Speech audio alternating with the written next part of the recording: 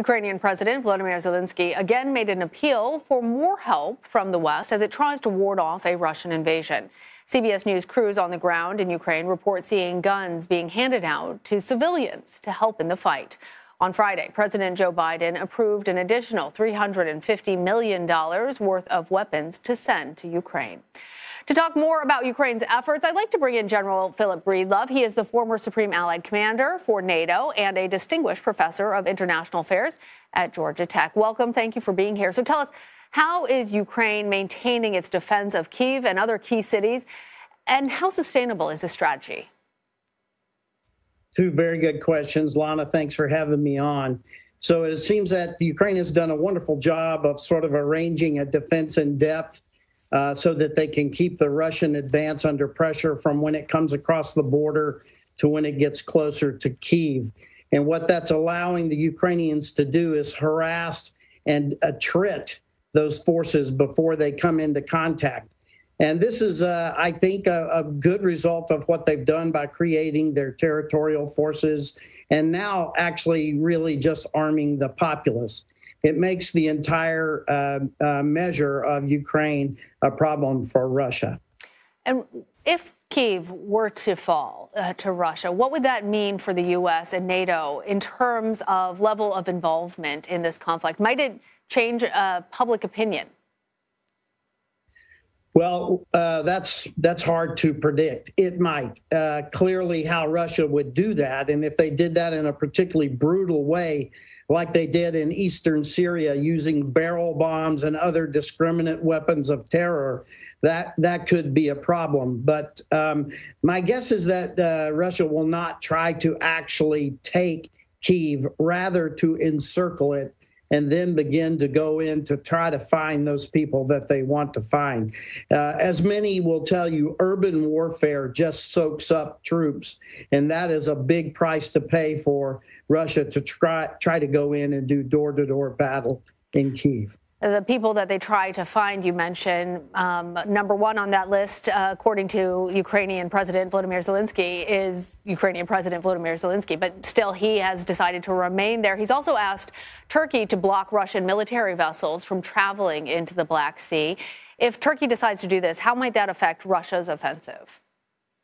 Well, clearly, if Turkey chose to do that, it would be a big deal.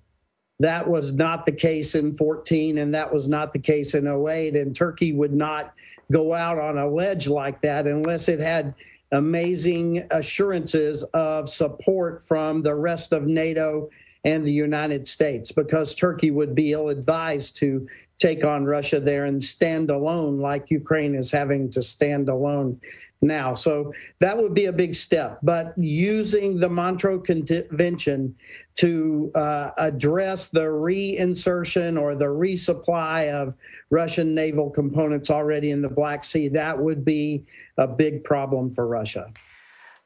General Breedlove, as you've seen this unfold, it feels like we have been told exactly what was going to happen, maybe not exactly when it was going to happen, but it does seem like in a lot of ways things have all played out according to what we were reporting many days ago, weeks ago.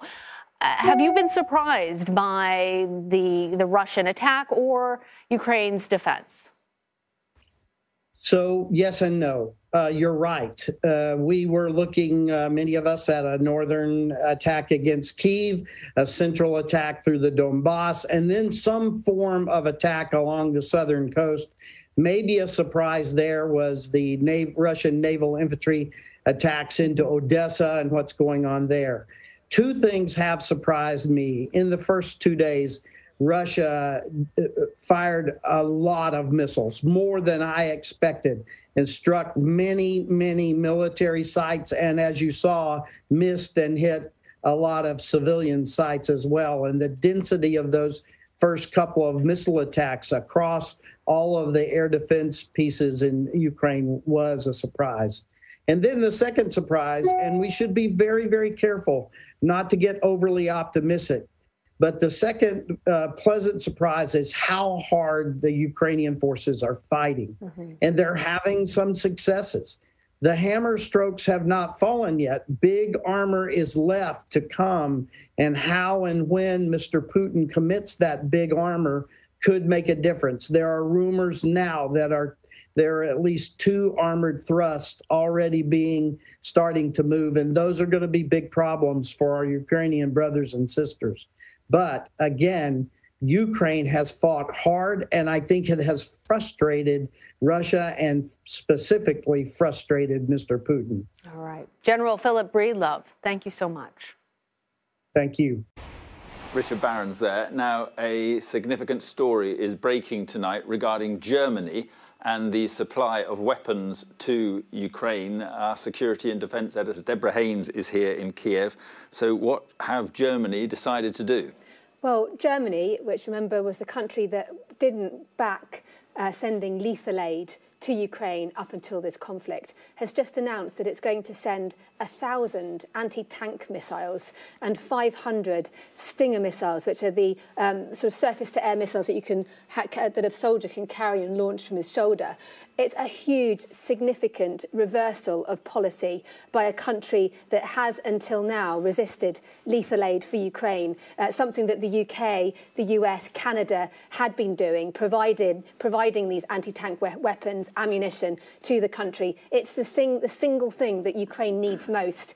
And it comes after the Defence Secretary, the British Defence Secretary, yesterday hosted a conference of nations. There were about 25 nations there. He spoke to 2 others as well, trying to get everyone to sort of sign up to give military aid, such as weapons and also medical supplies. And also the UK has said that it would help with the delivery of these supplies. Remember, this is a war zone. It's not easy just to get stuff in. But this is a huge development by Germany. And it also shows that how Russia's actions here in Ukraine in defiance of Western warnings, has done something that, since the Cold War, has never happened in terms of galvanising, really genuinely galvanising the NATO alliance to actually do real action. They did do it after 2014 in terms of mobilising forces more, spending more on their defence budgets. But it wasn't enough to deter Russia's malign activities. And so tonight, this real strengthening of policy and posturing by Germany. Yeah, I mean, it's a hugely significant political moment for Germany, isn't it? It is. Germany traditionally it has had close ties with Russia, very, very important economic ties. So has countries like Hungary, like Italy, all members of NATO, but all with slightly different policies towards Russia than, for example, the Baltic states, which are very hawkish, and the UK and the US that have a very strong line about relatively strong line about standing up to Russian threats.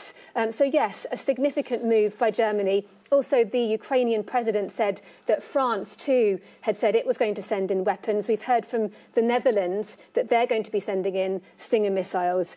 This country, the armed forces here, have succeeded in slowing, at least, the Russian advance. We don't want to overplay it, but we heard from the British Armed Forces Minister this morning saying that Russia has not achieved its objectives. And this is an invading force. It has limited time to be able to achieve those objectives until its supplies run out. OK, Deborah, thank you very much indeed.